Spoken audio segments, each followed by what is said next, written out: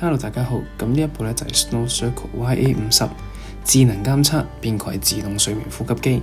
咁呢一部咧就係專門放一啲可能有啲人有睡眠呼吸問題啦，或者成日扯鼻鼾嘅。咁其實呢一部咧都好幫到手。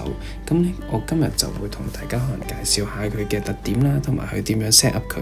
咁佢話俾你知其實佢係點樣用嘅。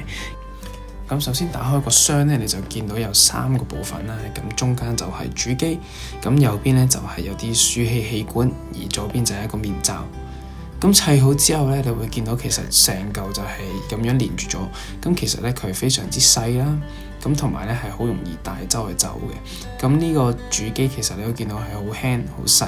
咁其實去咗旅行啊或者其他公幹你都可以用到佢。咁而個管啊同埋個面罩咧，你都睇到其實佢嘅物料都非常好嘅。咁就你其實戴咗佢咧，唔會感覺到有任何嘢阻住你。其實你轉身啊嗰啲都冇問題啦。咁之後咧，你會見到有啲電掣啦，咁咧而左邊咧就有一個氣管道。好，之後咧，咁佢就有一個藍牙掣咧，就幫你連去一個 app 入面。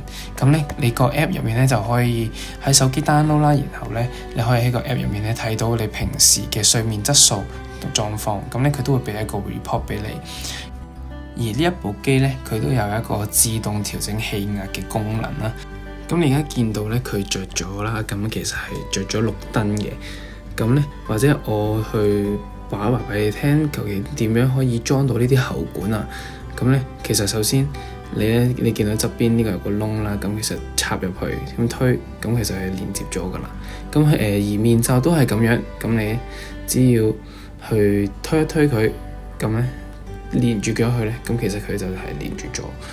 咁咧，你見到其實呢個 design 咧，又見到上面呢個膠啊，咁同埋佢側邊呢啲帶咧，其實都係用啲好物料啦，咁就係好舒服嘅。如果戴上去嘅時候，咁呢個位就係俾你擺個鼻啦。咁咧，你只要撳一個掣咧，佢就好似吸塵機，不過相反咧，佢唔係吸，佢就放啲氣出嚟，咁咧就會不斷持續咁樣放啲氣出嚟咧。咁因為佢有一個自動調整氣壓嘅功能，咁咧佢就會根據依家嘅情況咧，俾一個最舒服嘅氣壓俾你，咁就泵氣落喺你嘅上氣管道上面。咁咧其實有需要嘅時候，你都可以自己調校個壓力嗰個力度嘅。咁之後呢個面罩同埋管都好輕啦，好易用。咁其實呢度咧都冇乜嘢太多可以介紹，因為其實咧佢係好簡單易用，你一睇就會明，就會識得用噶啦。咁之後其實你最主要只要撳掣，咁佢開始，咁咧佢就會嗰個自動調整氣壓咧，咁就會自動發生，咁咧你就可以帶住佢去瞓覺啦。咁就係咁啦。咁呢一個咧就真係可以幫助到你嘅睡眠呼吸問題啦，同埋改善你嘅鼻鼾聲。咁咧。